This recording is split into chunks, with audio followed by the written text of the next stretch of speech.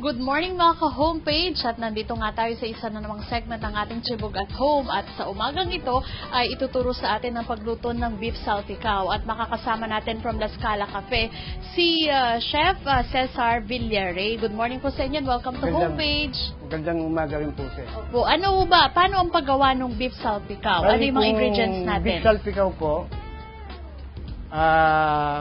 ang beef nito ay tenderloin beef. Cubes ang cut, tapos marinate sa peri, no seasoning, and beef cubes, and black pepper. Black pepper. So, gaano katagal po siya i-marinate? So, sandali lang siguro po, mama, mga 2 minutes. Okay, simulan na natin.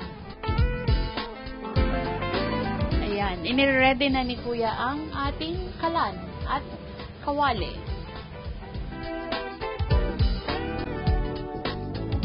Una ay? Lalagyan po ng olive oil. Maggigisa po tayo ng garlic. Mas maraming garlic ko ba? Masarap? Opo. So, i-brown natin ng konti ang garlic. So, ilalagay na natin po yung beef. Ang beef medyo matagal lutuin kapag ba ganyan na ano? Pagluto po natin ng beef, may tinatawag na 3 klaseng luto. Merong medium rare. Okay. Merong medium, well done.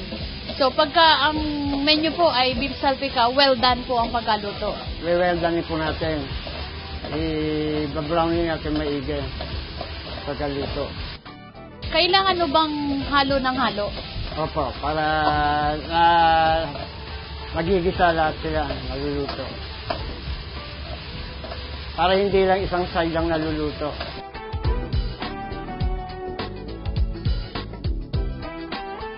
Ang trap talaga nito, cubes. Cubes.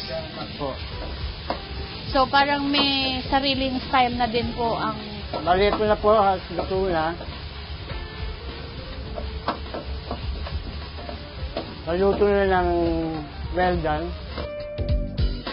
Bango.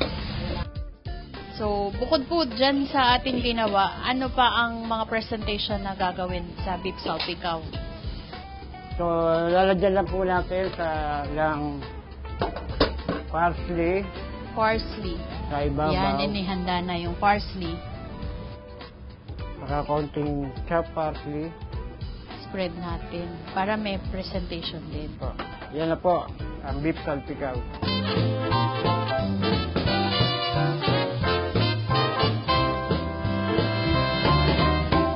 Ayan, titikman na natin ang niluto ni Chef Cesar na beef salpicao.